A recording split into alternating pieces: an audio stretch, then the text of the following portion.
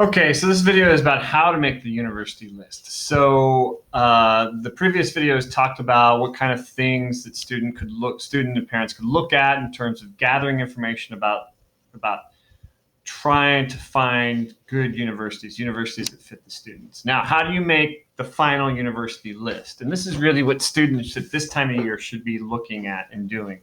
So no more than 10 is my rule, because it's just too much digging around. It takes a lot of time to find universities, to send in the applications, all the pieces that go with it. So for example, if you're applying to the UK and the US, I would say those are two different systems. The UK, you can only get 5.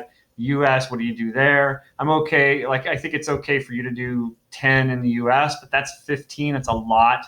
But the UK is only 1, really only considered 1. So that's like 11 universities total. So that's fine. So if students are doing different schools and different systems, then they can go beyond the 10. But if they're going to do, one system like the US, they should try to really stick to 10.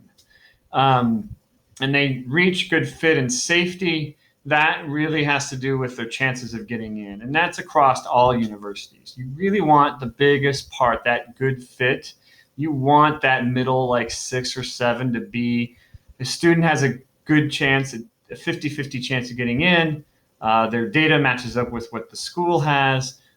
They put together a good, good essay and all that. Probably 2 or 3 for reach, and 1, maybe 2 safety. I usually recommend just 1 safety school. If you're not sure what a safety school looks like, it's really that the school that you're applying to where your academic data is higher than their average.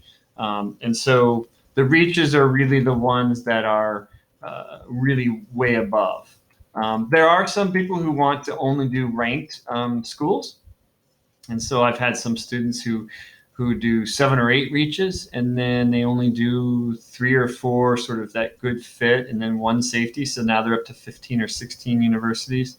But 10 is reasonable. 10 is reasonable. You have time. Students have time to fill out applications, to make them really good, to take time with the essays. So we talked about this a little bit in other places. Good fit, need to know their chances of getting in. So they need to know the preference of the university, what they want out of that university, where it's located, all that. But then you also need to look at how their chances of getting in. US, your SAT and GPA data match up well. In the UK and other schools, it's the predicted scores. But then you also want to look at smaller ones and look at essay and recommendations. And so those are other, for Canadian and Europe, it's really predicted scores. And that's it. That's it for the right university. The main thing is really just, the 10 and then to get the numbers and the preferences right.